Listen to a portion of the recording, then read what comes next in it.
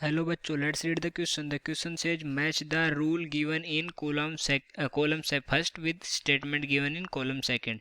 तो हमारे को रूल गिवन है कॉलम फर्स्ट में और उनके स्टेटमेंट गिवन है कॉलम सेकंड में, उनको मैच कराना है. कॉलम फर्स्ट है Pauli's exclusion principle, Zeeman effect, uncertainty principle, Lyman series. और कॉलम सेकंड में transition from the higher shell to K shell, the effect of magnetic field on the atomic spectra, no two electrons may have all the four quantum numbers identical, delta p dot delta x is equal to h upon 4 pi.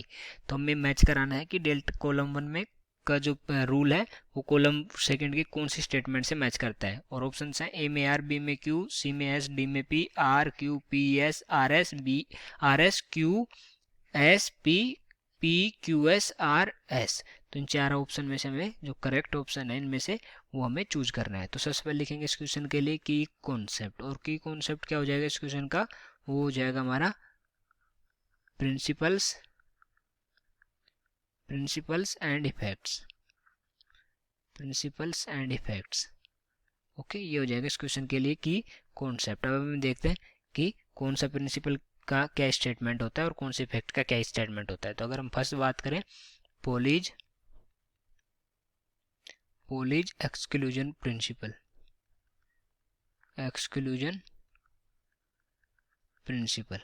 तो ये क्या state करता है. तो अगर पोलिज exclusion principal की बात करें तो according to Pauli's exclusion principle no two electrons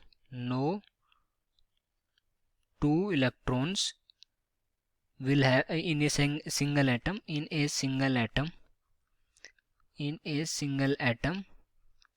will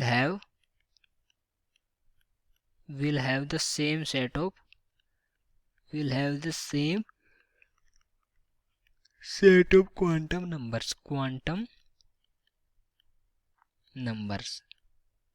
तो इसमें जो कोई भी दो इलेक्ट्रॉन का, एक सिंगल एटम के दो इलेक्ट्रॉन का जो क्वांटम नंबर है उनका जो सेट है वो सेम नहीं होगा. क्वांटम नंबर का सेट जैसे N L M L N M S ये होते हैं क्वांटम नंबर्स के set.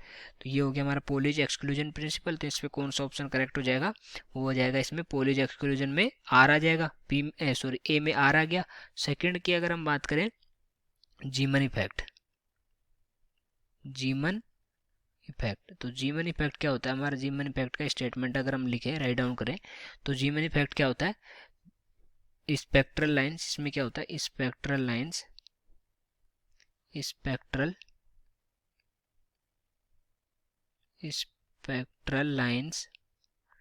Line splits into many components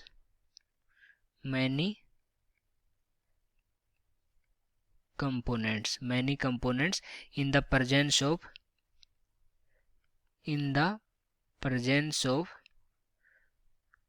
of a static magnetic field.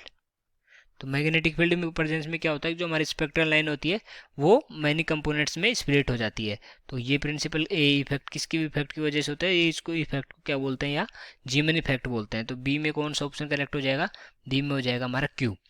तीसरा देखते हैं हम, तीसरा क्या है अनसर्टेनिटी प्रिंसिपल. तो ये किसका होता है, हेजनबर्ग्स अनसर्टेनिटी प्रिंसिपल. और हेजनबर्ग का अनसर्टेनिटी प्रिंसिपल क्या बोलता है कि जो हमारी वेलोसिटी है और पोजीशन को एक साथ मेजर नहीं किया जा सकता. और इसका जो फॉर्मूला होता है वो क्या होता है, delta X delta P greater than equal to, यहाँ से आ जाएगा हमारा H upon 4 pi. Okay, H upon 4 pi. यहाँ डेल्टा एक्स है change in position, delta P है चेंज इन मोमेंटम, और एच है हमारा प्लैंक कांस्टेंट. तो ये हो गया हेजनबर्ग अनसर्टेनिटी प्रिंसिपल. फोर्थ की अगर हम बात करें, फोर्थ देखें लास्ट वन जो है हमारा layman series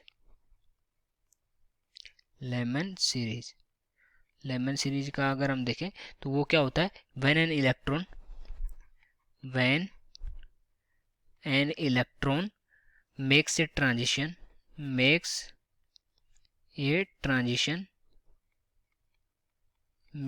transition from any outer